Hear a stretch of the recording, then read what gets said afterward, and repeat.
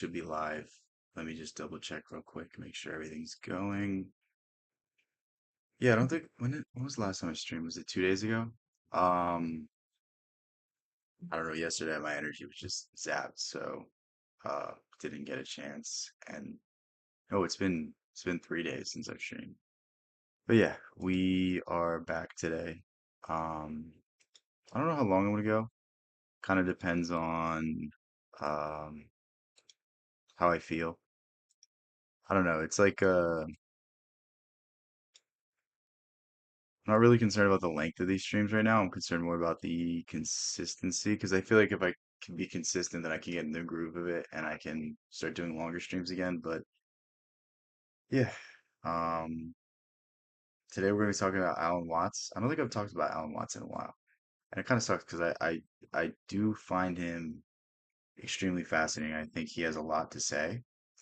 What's up, Banjo? But yeah, I don't know for whatever reason. It's probably because I haven't read a book by him in a while. He's like a Zen Buddhist is the way to describe his philosophy. So a lot of Buddhism mixed with Taoism. Because finally, as I pointed out, you do not know where your decisions come from. They pop up like hiccups.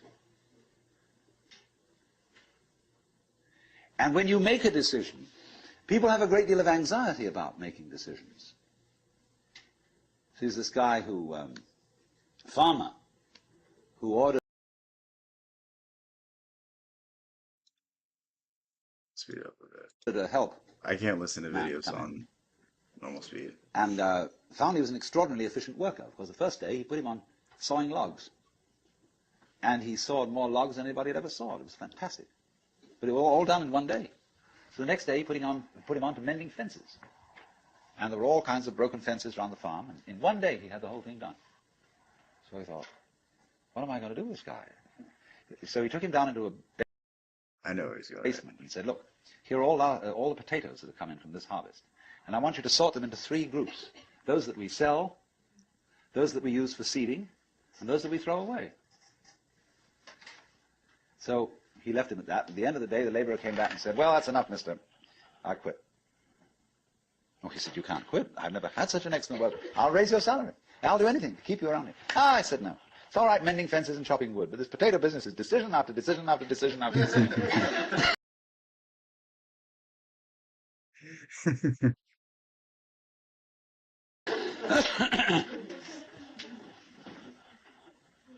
So when we decide, we're always worrying, did I think this over long enough? So think about like I don't know. I feel like there's so many things that we all experience on a daily basis that we just overthink for absolutely no reason at all. Seneca perhaps is the best quote on this idea. We suffer more in our own minds than we do in reality, meaning that we oftentimes just overthink things and build them up to be something that they are not and make them a whole lot worse than they really are. And I honestly think that probably 80-90% of our problems are directly that. They're things that we're worrying about that we don't need to be worrying about. Um, think if you in every single moment could think rationally and not give in to stress, not give into emotion, not give into anxiety, how much better would your life be? How much better would your decisions be? Essentially, this is what he's saying. He's like, when you stop worrying about making the decision and just make it, there's not really there's not really anything to fear. Did I take enough data into consideration?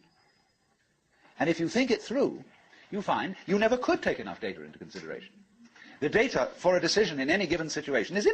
I mean, it's like even think of even like the greatest stories ever written. Like there's parts of The Lord of the Rings that Tolkien really didn't need, like the Tom Bombadil section did not need.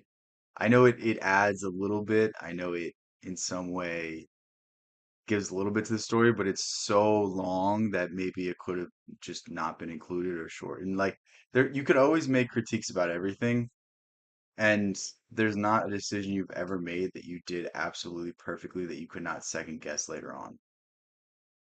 infinite. So what you do is, you go through the motions of thinking out what you will do about this. And then when the time comes to act, you make a snap judgment.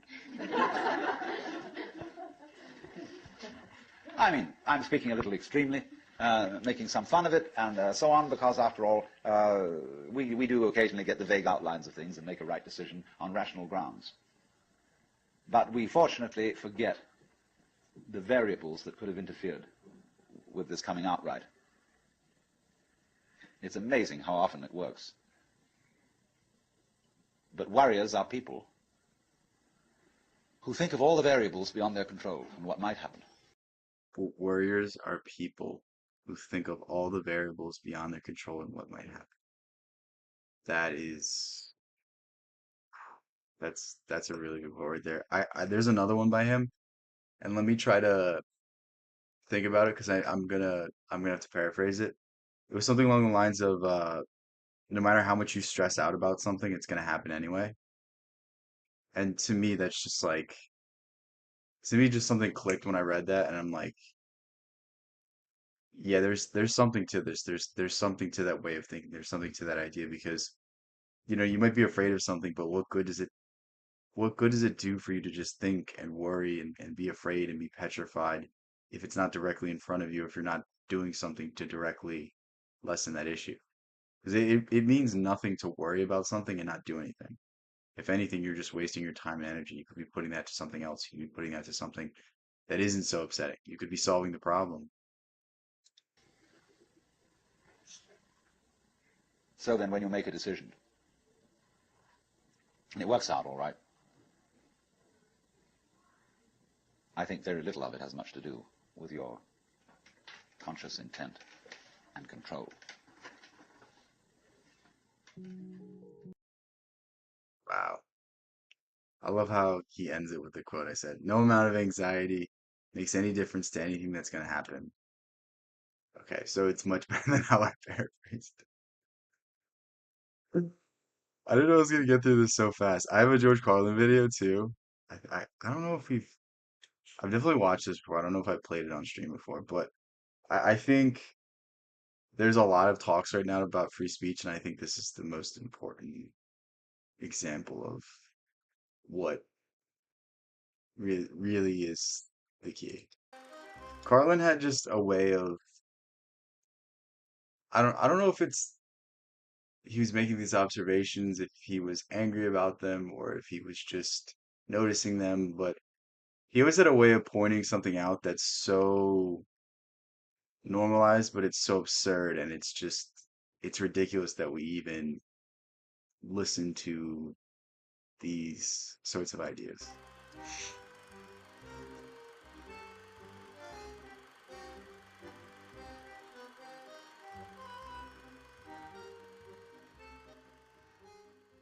I don't like words that hide the truth. I don't like words that conceal reality. I don't like euphemisms or euphemistic language. And American English is loaded with euphemisms because Americans have a lot of trouble dealing with reality. This is from 1990, and boy, did it just become more and more correct as time went on. I think one of my favorite examples when it comes to this idea is like think about like if you've ever been fired by HR, they sit you down and they're like, we're gonna have to let you go. Do you want to talk about it? Do you want to do your exit interview? And then they say it in the most like positive and warm and happy light, and you're like, this is the most condescending thing I've ever experienced. And honestly, it makes this whole experience worse. But they'll never get it through their thick skulls. They're all in this weird semantics game that they think they're doing something noble. Americans have trouble. I don't understand how anyone could do HR and like feel good about it. You know what I mean? It's like you're just firing people. Like it's just crazy to me. Facing the truth. So they invent a kind of a soft language to protect themselves from it. And it gets worse with every generation. For some reason, it just keeps getting worse. I'll give you an example of that. There's a condition in combat, most people know about it. It's when a fighting person's nervous system has been stressed to its absolute peak and maximum, can't take any more input. The nervous system has either snapped or is about to snap. In the First World War, that condition was called shell shock. Simple, honest, direct language. 2 syllables. I feel like there's just a billion examples that we can use today. Like, I mean, even think about how people have to like kind of dress up their language to talk in a corporate sphere or in a you know a public setting. Like, do you talk the same way you do around your friends with people you don't know, with people that probably have different politics? Like, it's very weird how we've kind of like compartmentalized ourselves into like not being able to speak and how we can't even express our ideas without trying to not hurt other people's feelings. And it's a weird thing. Like, obviously, I'm not like be an asshole to people. Like, there's a time and a place for that. Like, if somebody is doing something to you, maybe it's okay to be that way back. But it's just weird to me that like there's no context behind it. There's no, what did you mean by that? Like, what's the broader point you're making? Like, oh, you just don't know me that well. You don't know that's upsetting to me. Like, there's no sense of like I'm trying to find the best words to say this, but more or less like you say a word and it triggers someone like that scene in the Matrix where um the people turn into Agent Smith. It's like that. Like you say the wrong thing in front of somebody and they immediately come out with corporate talking points to yell into your face and you're like, All right, man, I was just trying to have a conversation." It's just so funny. It's so weird. Shell shock. Almost sounds like the guns themselves. That was 70 years ago. Then a whole generation went by, and the Second World War came along, and the very same combat condition was called battle fatigue. 4 syllables now. Takes a little longer to say. Doesn't seem to hurt as much. Fatigue is a nicer word than shock. Shell shock. Battle fatigue. Then we had the war in Korea, 1950. Madison Avenue was riding high by that time, and the very same combat condition was called operational exhaustion. The funniest one is like UFO and UAP. Like why even change that? It's so weird. Like you can if you pay attention to trends, you can see the words that politicians or journalists or the news people are saying, and you can kind of see how they like give certain words certain connotations. They give certain demographics certain ways to kind of group them together. It's very insidious when you notice it, and it's very like it's just crazy because it's all like purely profit based and purely like, oh, you have to conform to this or you're not part of the group. It's very weird, like tribalism. I genuinely hate it, and it's just like I don't know how people can consume the news all day long, day after day after day, and like if I watch the news, I just laugh at how like ridiculous these people are and like how they are playing these like psychological games and trying to like manipulate. It's just so I don't know. I feel like there's definitely people out there that just will never realize it, but I feel like a lot of people are starting to pick up on how the news really isn't the news per se, that there's always a spin on it, that it's always editorialized, that essentially like if something bad happens and you are that person's political ally, then you can use certain words, you can cover it in a certain way, you can make it seem less, you can, throw shit at the fan and try to make it stick with the other side. It's insane. Hey, we're up to 8 syllables now. And the humanity has been squeezed completely out of the phrase. It's totally sterile now. Operational exhaustion. Sounds like something that might happen to your car. Then, of course, came the war in Vietnam. The funniest is like, who said? I think it was Kurt Metzger that said it, but like essentially like you're running for office. Like companies look at your social media, companies look at what you say at your house. Like that's a level of control that these robber barons could only dream of. Henry Ford would basically like hire private cops to follow you home and make sure you weren't drinking, make sure you weren't smoking cigarettes, make sure you were going to bed on time, but he would pay more, and that's why people would do it. And like it's very weird because like Kafka would be haunted with the level of control that exists in our society, that exists in the power structures. which has only been over for about 16 or 17 years, and thanks to the lies and deceit surrounding that war, I guess it's no surprise that the very same condition was called post-traumatic stress disorder. Still 8 syllables, but we've added a hyphen. And the pain is completely buried under jargon. Post-traumatic stress disorder. So like we dress up language so much that we can't get to the root issue. And I feel like that's like that with everything. Think of the three or four political issues that are talked about every single election and the real issues aren't talked about. But think about how everything is broken down into a slogan. There's no such thing as nuance. There's no such thing as, well, both sides are kind of wrong, but I agree with this side a little bit more because of this or because of this. Like, no, it's just blind support because I was told to believe this. It's very weird how we've kind of lost that gray area because there's really three sides to every story. There's your side, there's my side, and then there's the truth. And that's really how the political world operates as well. I genuinely don't think there's such thing as a solution that doesn't in some way harm someone else's interest. And it's a weight, it's a balance. Like, does this come at the benefit of more people or the detriment of more people? And is this something that we want to deal with the implications in the long run, or is this something that we want to fix in another way? And I mean, these are like difficult questions. I don't think it could even be answered, but I'll bet you if we'd have still been calling it shell shock, some of those Vietnam veterans might have gotten the attention they needed at the time. I'll bet you that. I'll bet you that.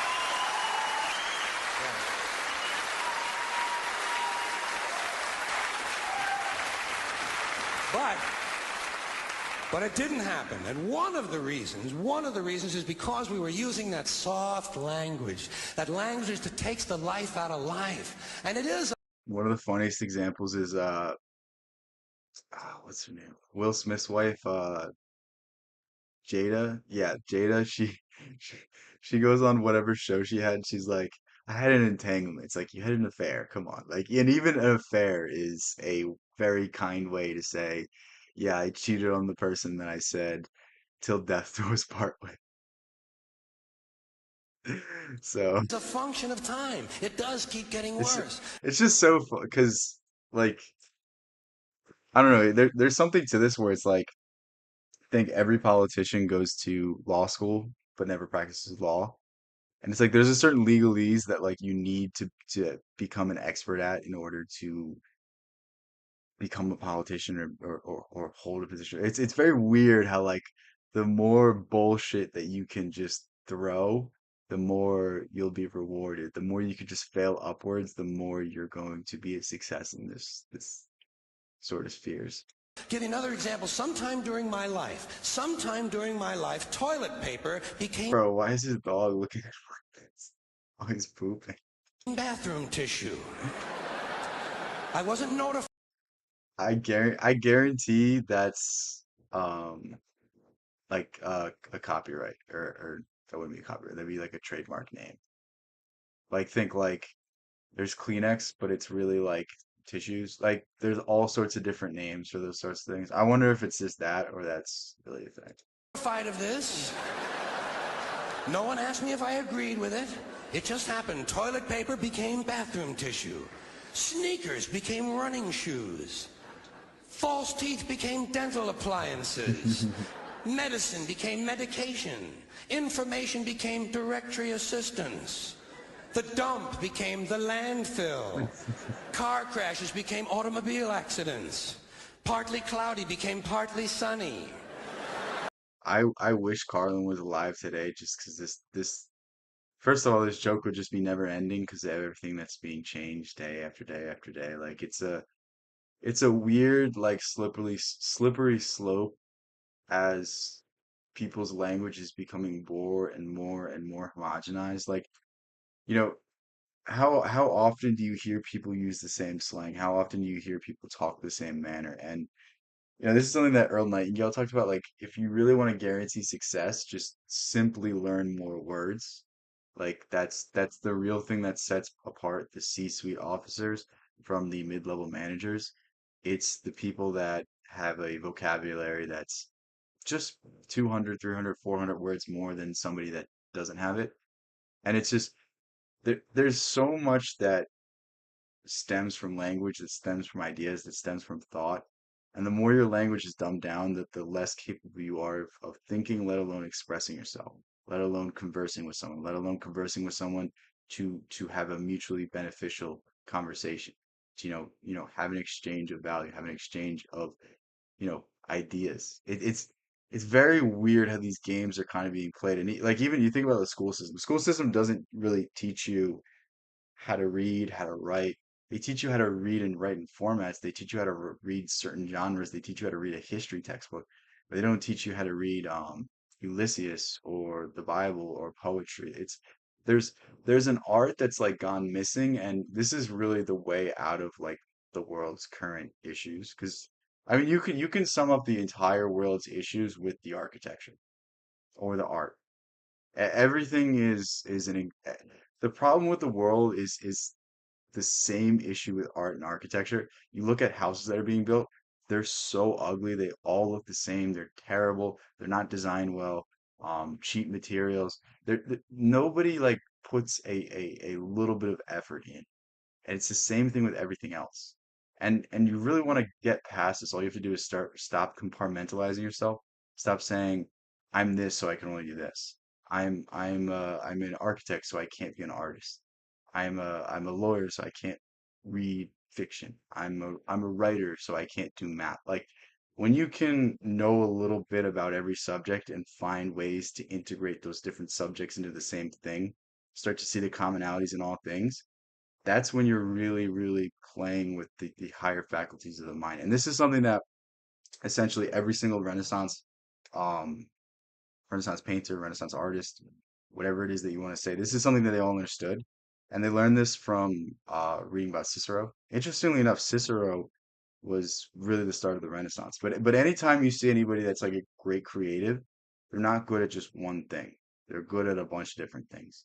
They're good at becoming good at different things. They're good at studying different things. They are able to think differently about things and apply that different thinking into different aspects. A really good example is Leonardo da Vinci. Well, there's a weird story about him going to a graveyard and studying anatomy, but I don't like that example as much. I don't like to use that as a good illustration of my point. I don't even know if that's true or not, but I know this one is true. Um, when he was first learning to paint, essentially what he was doing is he was going out in nature and studying leaves, studying how they fell, studying how they change colors, so that he could understand how to paint these in his picture, to understand how to make these more realistic. And that attention to detail, that scientific method of observation is what he applied to his paintings to make them so intricate and make them so great. And essentially, this is what we really need to do with our modern day and age. But it's just it's the dumbing down of language. It's the easiness of nonsense content to watch. It's the ability to turn off your brain and kind of just go through your day to day that makes it very difficult for a lot of people to just start. Because the truth about it is, it's like if you start learning words, it's not going to benefit you in any way for years. If you start reading books, it's not going to benefit you in any way for years. If you start going to the gym, it's not going to benefit you for any way for years. But I promise you, in the long run, when those little incremental improvements start to add up, it will really make a difference. But it's getting to that point, and it's understanding that there's a light at the end of the tunnel, and it feels better to do something with yourself. It feels better to develop yourself than it does to sit there and just waste away to nothing. Motels became motor lodges. House trailers became mobile homes. Used cars became previously owned transportation. Room service became guest room dining. And constipation became occasional irregularity.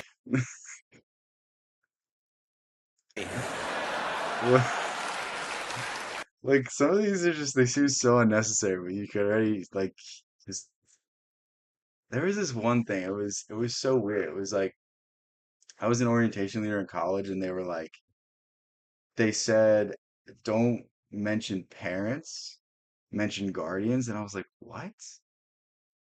Like oh yeah, there might be one person out there that wasn't raised by their parents, they were raised by their grandparents or their aunt or uncle. Like, and like if I say parents, it's gonna like set the like what?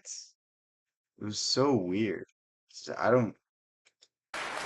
It's When just I one of was a the little weirdest kid, if things I I've got sick, ever they wanted me been to go to the one hospital and make see the people sensitive doctor. about. Now they want me to go to a health maintenance organization or a wellness center to consult a healthcare delivery professional.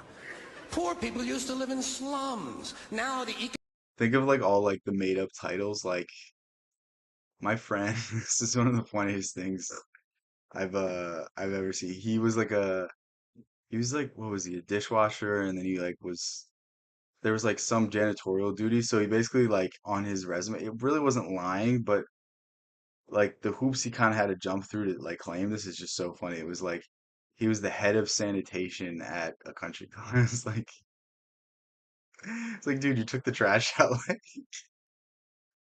and you weren't the head, you were the only person like. But it's the same thing. Like, if you ever worked in a corporate office, like people have like all these arbitrary titles that you're like, I don't even know what that means, and they're like really proud of it. But like, it's like, what do you, what, what? This is weird. economically disadvantaged occupy substandard housing in the inner cities.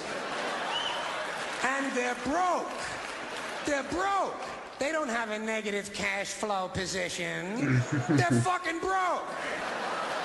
Because a lot of them were fired. You know, fired. Management wanted to curtail redundancies in the human resources area. So many people are no longer viable members of the workforce.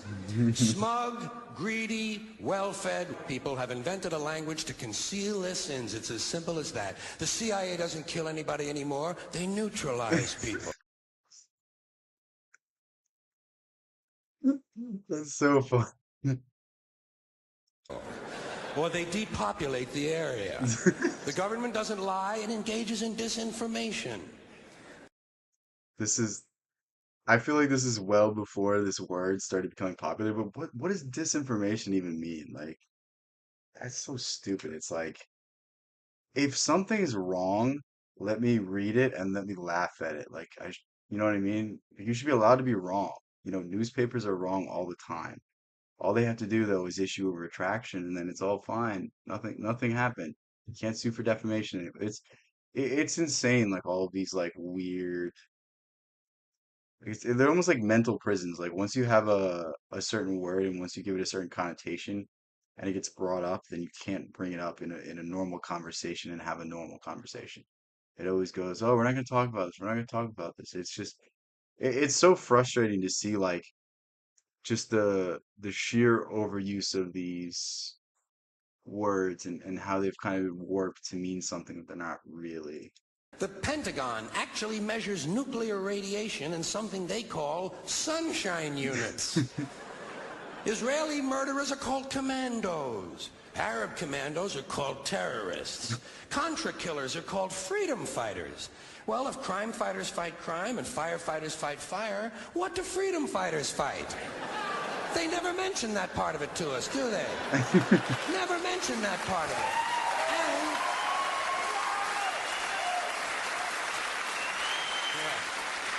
And some of this stuff is just silly. We all know that. Like on the airlines, they say they want a pre-board.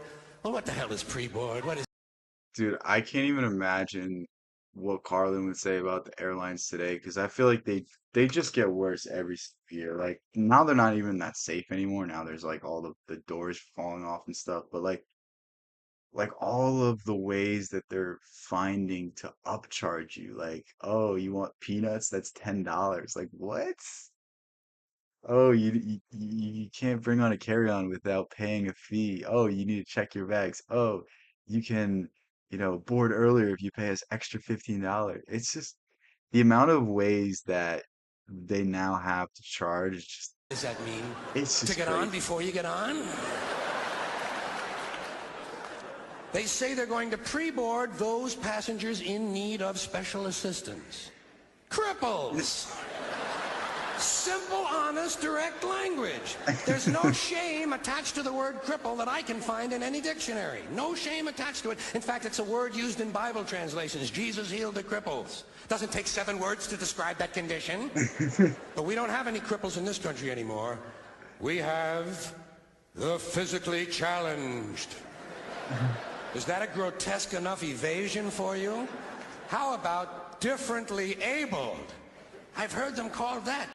This is like, I don't know, I feel like this could have been like a 1 minute section, but it's becoming more and more funny as he goes on because he's just showing just how pervasive this issue is. And like he said in the beginning, it's like, you know, how many people would receive the attention that they deserve if we just called things as they were, didn't dress up these political word, didn't make these words politically correct to kind of steer us away from what's really going on, to kind of hide how brutal something is or how unjust it is. And I mean, it's just it's really frustrating because it's just all it is just playing around with language and not actually doing anything about it. It's just, you know, it's like how companies will just do whatever they can to make it so that they're profitable.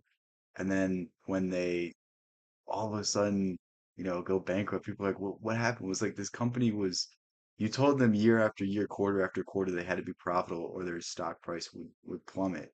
So of course they're going to kind of bend the rules. Of course they're kind of going to play these weird accounting games to make themselves look good on paper. It's just, I don't know. It's just a lack of inauthenticity that I really hate, that I really despise. And I don't use that word hate very lightly. I genuinely despise the inability to tell the truth and the inability to recognize that you're wrong. Like if I'm wrong, I promise you I'm gonna be the first one to realize it. Because the moment I'm done with something is the moment I'm like, damn it, I don't think I had it there. I think I was off. I think there was something I could have done better. And it's not that I linger on it. It's not that I like get on myself, but it's just like, you know what, the next time don't get as angry. The next time don't be as upset. The next time, maybe listen. You know what I mean? It's like you can always do that with yourself, and it's just people can't even do that with themselves, so how are they gonna do it with other people?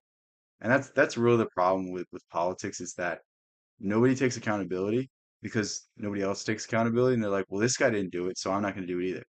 Well, this person, they're doing this really bad thing to us, but they're doing it in, you know, advance of us doing it to them, so that we have to do something even like it's just all these weird like pre-defensive wars and all these like it's crazy to me the justification that certain people come up with for the dumbest of things.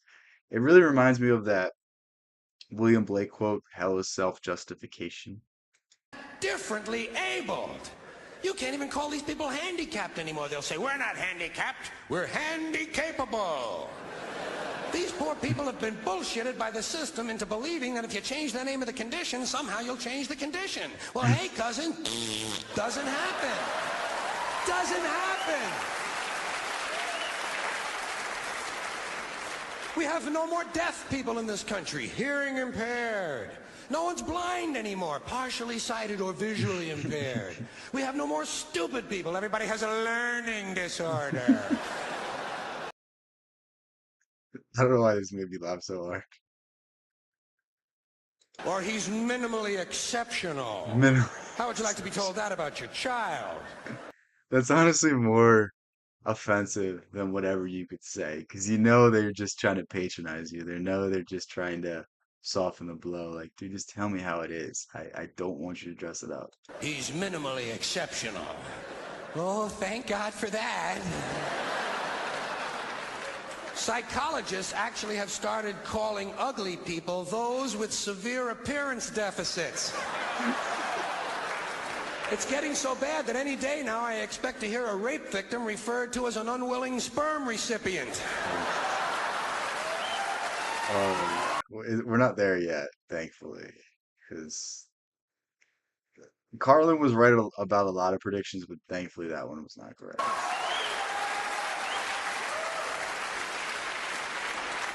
And we have no more old people in this country. No more old people. We shipped them all away, and we brought in these senior citizens. Isn't that a typically American 20th century phrase? Bloodless, lifeless. No pulse in one of them. a senior citizen. But I've accepted that one. I've come to terms with it. I know it's here to stay. We'll never get rid of it. That's what they're going to be called, so I'll relax on that. But the one I do resist, the one I keep resisting, is when they look at an old guy and they'll say, look at him, Dan. He's 90 years young. Imagine the fear of aging that reveals. To not even be able to use the word old to describe someone, to have to use an antonym. And fear of aging is natural, it's universal. The fear of aging is so weird to me because it's like, why do you want to be the same? Why do you want your life to be exactly where you are right now? Because like, you're gonna get bored of it. Have you ever been somewhere, like, have you ever been to the beach and you're there all day and eventually like, I'm bored, I want to leave? It's that idea. You could be in paradise and still want to leave. If you spend too much time doing one thing, it's gonna get boring. And it's the changes of life that make us face different challenges that gives life any meaning at all. And like, don't you want to grow old? Don't you want to, Seneca had another really good thing he said about this. Essentially, he was like, I'm accepting my old age because now that I'm old, I'm not physically able, but I'm still mentally able. And, young people have a certain reverence for my wisdom, especially because my body is working. It's accepting your new role. It's understanding where you are in life and understanding that, this is a transition period into something new. So isn't it? We all have that. No one wants to get old. No one wants to die, but we do. So we bullshit ourselves. I started bullshitting myself. And, there's something to be said about this as well as like, think about like how much money is spent in pursuit of looking young and pursuit of acting young. Like we hear like midlife crisis or, forever 21. Think about like these sorts of ideas. Like it's so weird to me that like somebody wants to be a young person their whole life. Like what? When I got to my 40s, as soon as I was in my 40s, I'd look in the mirror and I'd say, well, I guess I'm getting older. Older sounds a little better than old, doesn't it? Sounds like it might even last a little longer. Bullshit, I'm getting old. And it's okay, because thanks to our fear of death in this country, I won't have to die. I'll pass away. There's another funny one. So it used to be called death insurance, but they changed it to life insurance instead because nobody wants to think about death. It's the same thing with like coffins. So coffins used to just be buried in a pine box, but obviously rich people and people that wanted to like flex their wealth were like, well, I want this casket. Well, I want this. I want this. So like it made just so much money for the entire death industry. The death industry is one of the craziest industries ever. It's I think it's like I don't know if it's one company, but like there's these huge conglomerates that own a lot of the family funeral homes, but don't change the name. So it's not really the family that owns it. Maybe they get like a percentage of it, but essentially it's like a venture capitalist backed business. And it's just so like obviously somebody's gonna make money off of it, but like imagine like making millions. Like that's just I don't like charging people when they're like that just doesn't sit well with me. It's very I don't know, I can't wrap my head around it.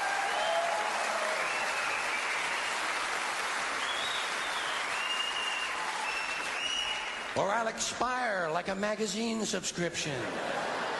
If it happens in the hospital, they'll call it a terminal episode. The insurance company will refer to it as negative patient care outcome. And if it's the result of malpractice, they'll say it was a therapeutic misadventure. I'm telling you, some of this language makes me want to vomit. Well, maybe not vomit. Makes me want to engage in an involuntary personal protein spill. Thank you all. We think in language, the quality of our thoughts and ideas can only be as good as the quality of our language. That's a that's a tremendous thought to leave this video on. And this is something I was talking about earlier. It's like the thing that differentiates the I don't even like to use these words. I don't even like to say this is like the end goal of life, but you know, just think in an upward direction. That's what I like to think of. But like the people that achieve the most in this world are the people that can communicate the best generally. Obviously, there's exceptions. Obviously, there's people that make money that don't deserve it. The lottery is a lot of money right now. After the stream, I'm gonna go buy lottery tickets. Like, obviously, there's people that don't earn it, but generally, the people that set themselves apart are the people that can think, that can communicate, that can express themselves in a more precise manner. And don't allow yourself to be dumbed down. Don't allow yourself to think purely based off of other people's thoughts. I want you to start aggregating the news you consume. I want you to start understanding that, you know what, freedom of speech is the most important issue that could ever exist because the moment that we can't speak, the moment that we can't think is the moment that there's no discussion. When there's no discussion, then we're open to whatever the powers that be want. And the one, if you watch this channel, you're definitely for free speech, probably. I would assume so. But basically, if somebody's against it, I want you to use this argument. Whatever politician they despise the most, make them imagine that person, talk about some of their policies that they don't like the most, and say, what if it was illegal to speak out against this? Because one day there's going to be a politician that you don't like that steps into power, and once speech becomes regulated, it's a slippery slope. It might be against one group, it might be against this one type of event, it might be this, it might be that. But the moment they start regulating speech, aside from like the obvious exceptions, like yelling fire in a movie theater and child protection and stuff like that, once you start going down the slippery slope, it doesn't end. And honestly, it's kind of scary to see some of the speech laws today, and it's kind of scary to see like people not understand just how important these ideas are. I mean, essentially Socrates was willing to die rather than live in a world that he couldn't freely speak. And that should really be the thing that inspires you to keep your head up and keep having these honest discussions with people and keep trying to convince people because you know, it's it's really easy to yell at someone. It's really easy to say this person's an idiot, but it's a whole nother thing to really put in the effort to have a discussion with them, understand them, and try to make them come to an understanding as well. But yeah, we will go to another after school video. I don't know how long I'm streaming for, but if I can find a short one, we'll do it. Um, I feel like I've reacted to a lot of these. I don't even know if I react to it though. I feel like I kind of go into weird rants based off of things I see.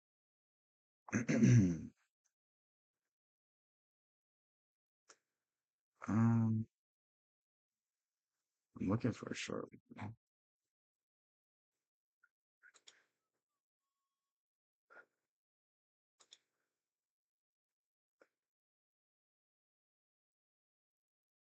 Walk away from money. This is a funny one. In spite of I feel that, like I've heard this. to not go to college. And as the president has told you, I've done outstanding. In spite of that,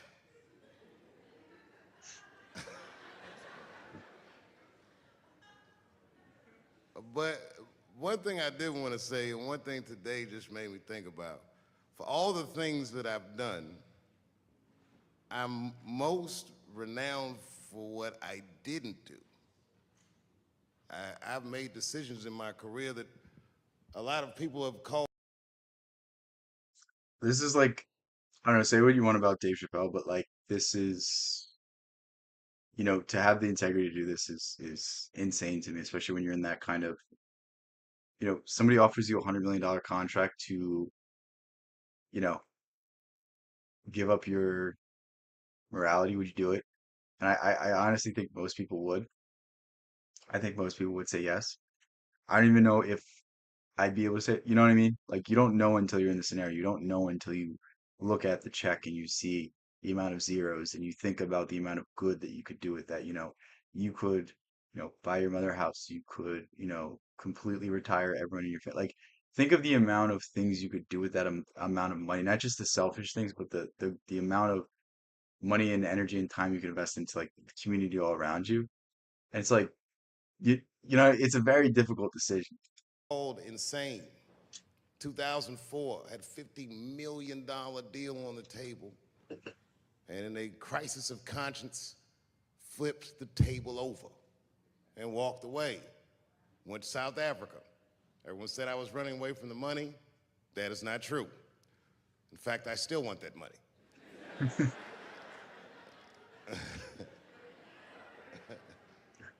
The idea that I wanted to just share with you guys is the idea that sometimes you do what you think is best. I'm trying to remember. I don't know if he goes into details, but basically what happened was the Chappelle show was about to get renewed, but they wanted his likeness into perpetuity, and he was like, "What?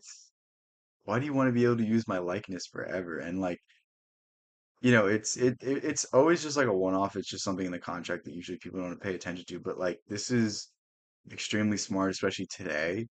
Because imagine you sign this contract and then AI can, you know, start using your likeness, can start using your image to like create new comedies. But like, you know what I mean? It's like since he didn't sell that, now his family has those rights. Like there was a huge case with who was it, Marilyn Monroe, and basically there was all these prints of her face and all of these, you know, shirts and stuff that had her likeness on it, and she had like ceded some of her estate to her attorney. So he sued and he basically won, and it like created this whole new intellectual property. This is where like the NIL deals come from. It's called name, image, likeness. Is the same thing. This is really what it stems from. Whether anybody understands it or not. I heard a story about my father where someone told me he used to do statistics for a company in D.C. The company he did statistics for started doing business with the South African government, so he quit his job. It's caused a lot of problems between him and his wife. It's hard for a man when he can't provide for his family the way he wants to, and he suffered through it. And a generation later, when I had my crisis of conscience, I was able to go to a free South Africa Yeah, and get I didn't know that. I just knew the general story. away from the heat. This idea that what you do in your lifetime informs the generations that comes after you is something I keep thinking about, something that is so much bigger than just ourselves. And today I'm standing in front of you guys, and I know you guys are like, oh, I know you're bored. When you sacrifice your authenticity, you don't just hurt yourself. You hurt your children because now your children know that it's okay to let go of who they are for material gain or some other goal. And I think if you really want to, I said this earlier, but if you really want to start fixing the world, you have to start fixing the authenticity of the people of the world. And it's not just like I can't just say the politicians don't do this, the billionaires don't do this. It's like no, I have to do it myself first. Like let he who hath no sin cast the first stone. I can't criticize anyone else for anything that I do myself. It's hypocritical. It's ridiculous for me to say anything before I can resolve these issues myself. So it's like stand for something and be the inspiration that inspires everything else. As Gandhi said, be the change you want to see in the world. Be the example, be the shining light for everyone else to follow. But I see family of mine in the front row some who I've never met, and I just realize how all of us are connected. That my great grandfather built something more substantial than buildings. He built a community, and he built, more importantly than a community, he built a way. You know, so I'm very grateful. An example, like I just said, be the example you want to see. I don't know if that's covered. Very Or is grateful. it? Hello, police. No, it's not. Um, I just saw him saying, you know what I mean? He's saying, One of my professors would tell this Dave Chappelle joke. It's not going to be as funny when I tell it, but um, basically the joke was, you know, I live in an apartment that's a little too nice for me, so that when I call the cops, if I get robbed, they're gonna say he's still here. And obviously, it's gonna be so much better than Dave Chappelle voice, but I know it's so funny. I don't know. Chappelle just he's hilarious because he can like interchange jokes with stories, and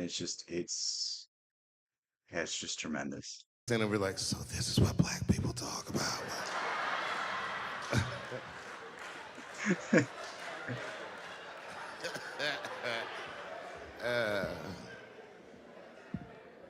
I just want you guys to remember, you know, that right now there's this thing where ethics aren't what they used to be. This idea that people are trying to replace the ideas of good and bad with better or worse. Think of like this is a very common saying. You got to vote with the lesser of two evils. It's like no, you don't. No, you don't. Because once we start making those concessions, we'll never stop. You know, think of like the Nancy Reagan bullshit where it's like weed is a gateway drug. I don't even know if she said that. I wasn't alive, but think of that like idea. It's like once you can make a justification for one thing, it's easier to make a justification for the next thing.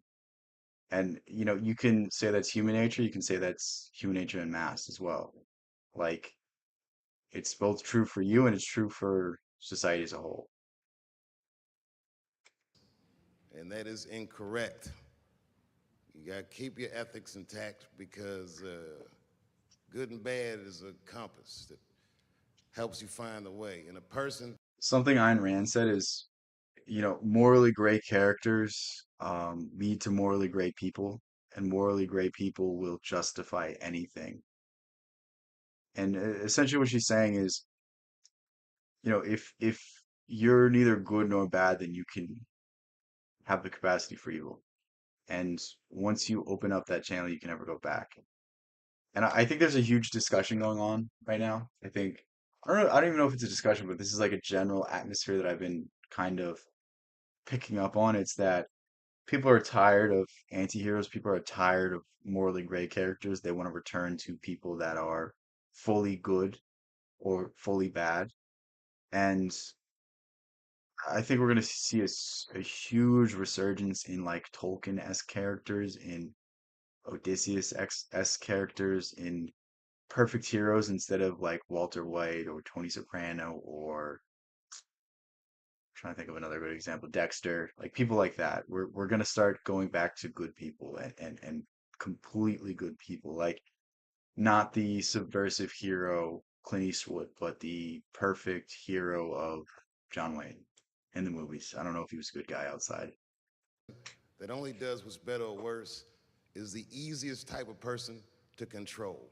They are a mouse in a maze that just finds the cheese.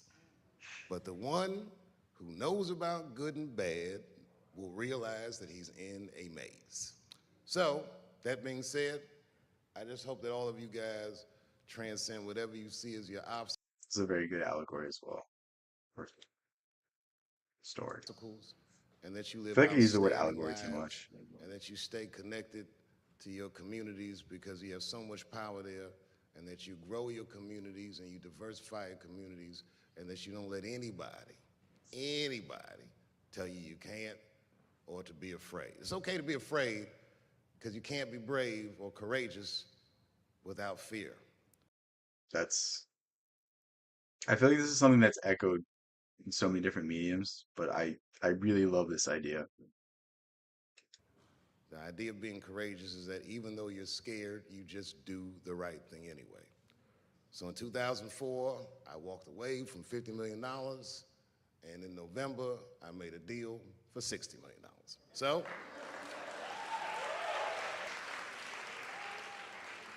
although I am not the most famous comedian of my time, I would like to know. I think he's definitely up there. I'm trying to think of more famous comedians that are I need to rephrase comedians that are famous for being comedians. I think he's definitely up there. Obviously, you have like Adam Sandler. I don't know if he ever did stand up. I know he was on SNL, but um, there's a few names that I would put up there that are just as famous. But I think Chappelle is most well known for his stand up. Maybe Louis C.K., but he's not well liked anymore for obvious reasons. But yeah, he's more infamous now. But You know what? We'll give it to Chappelle. We'll give it to know what their great grandfathers did. I'm very proud today. the hardest thing to do is to be true to yourself, especially when everybody's watching. Again, another tremendous quote. With that said, I think I'm gonna end this stream. Um, I'm like starting to get a little tired. I'm gonna stream again tomorrow, so hopefully, yeah, hopefully I can do that. I know I sometimes I say that and I don't do it.